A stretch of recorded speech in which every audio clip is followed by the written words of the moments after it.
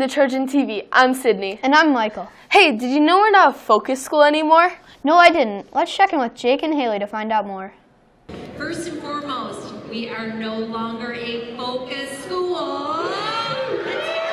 You've probably heard our school's administration bragging lately about how East is no longer a focus school. We checked in with Mrs. Gallagher to find out what a focus school really is. A focus school is the 10% of schools that have the greatest achievement gap between their bottom 30% of student learners and their top 30% of learners. If you kind of think about every school has a bottom 30, middle 40, and a top 30, but a focus school is what is the 10% of schools that has that widest gap between the top and the bottom. East fell into focus school status due to low test scores on the 2013 MSTEP, but has rebounded on the most recent test. So the overall achievement of our school has gone up. For example, in 2013-14, according to our MSTEP data, our MEP transitioned over to MSTEP. From 13-14 school year, we went from the 41st percentile to the 78th percentile. So we were able to close the achievement gap while continuing to push and achieve more in regards to our student achievement data. While administration is excited to be out of focus school status, they say they still have room to improve in the future. It's an amazing accomplishment. It takes a lot of hard work and dedication by everyone in the school, for our teachers, our staff, our support staff, our ISD support staff, our administration, those who work in the cafeteria, those who are custodians. I mean, it's a community effort. But while we have seen this dramatic spike in student achievement, there's more work to do. This has been Jake and Haley reporting for Trojan TV. Thanks, guys. 6th and 7th graders, if you haven't turned in your course request for next year, it's overdue. See Mrs. Podstead ASAP to get it completed. Current EMS 8th graders are eligible to participate in auditions for the 2017-2018 Central High School Choir Program Small Select Ensembles. The auditions will determine the membership of the following ensembles: Vocal Majority, Men of Note, and the Chorallaires. They will be held Monday, March 6th at 3:15 p.m. in the Central High School Choir Room. Music for the audition will be available from Mrs. Zabel beginning Monday. PE test out will continue through March with the physical portion for 6th and 7th graders. Attention Washington, D.C. tripgoers. You have a mandatory meeting in the library Thursday, March 9th at Resource. And any 7th grader who is interested in going to Washington, D.C. next year, there will be a meeting on Tuesday, March 14th at 6 p.m. in the library. East just had a count day. Clayton and Caroline found out more about why this day is so important. After our recent count day, you might be wondering why it's such a big deal. We asked Mary Stein from TCAP's People Accounting to find out. Count Day are the opportunities that the state allows school districts in Michigan to report students who are enrolled and attending their school. From those count days, TCAPS receives the funding that we use to finance heat, teachers, and all the supplies that you need in the classroom.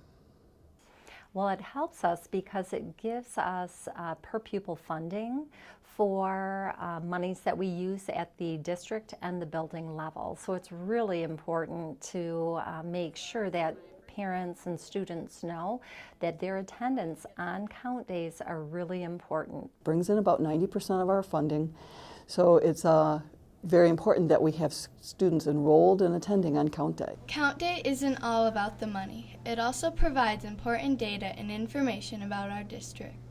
So it also allows us to report students who might, some services that we might get extra funding for. So like our food service gets extra money for this. We also report our graduation rates, so students who are graduating from TCAPS. It allows us to report students who are maybe migrant or receive English as a second language services and special ed services. It allows us to report all of that information to the state so that they can keep accurate reporting on those students. Having a poor count day would be detrimental to our extracurriculars. Services would be dropped. We'd only be able to offer exactly what we needed to offer for graduation. We wouldn't be able to offer any other kind of classes like drama or electives or band or choir or anything like that. We'd only be able to offer exactly what you needed to graduate. So we have shoestring budget as it is, and so every student counts, and they are so important. So we want to make sure that we support TCAPS and the wonderful things that we do. So please be here for Count Day. This has been Clay and Caroline reporting for Trojan TV. Parent-teacher conferences are March 8th from 4:30 to 7:30 in the teachers' classrooms. Parents will be able to sign up via an email link sent through a Connect Now message. Get ready for the EMS talent show scheduled for March 15th in the cafeteria at 7 p.m. The school performance will be on Friday, March 17th in the gym from 1:30 to 2:30. Eastern Elementary School will host Eastern End of an Era celebration, March 10th from 6 p.m. to 8:30 p.m. Current and former students, parents, teachers, staff, and the entire community are invited to attend. The gathering will offer an opportunity to look back and reflect on the many great memories and accomplishments that happened in the more than 50-year-old school. Before the building undergoes a reconstruction, the celebration will include an opportunity to stroll down memory lane by walking through history in the Eastern Museum. See the new school building designs, dance the night away at a sock hop in the gym, sign the wall in the school's lobby, and a chance to purchase classroom art. Check out this year's Crooked Tree Art Center annual Youth Art Show, starting Monday, March 6th through March 25th.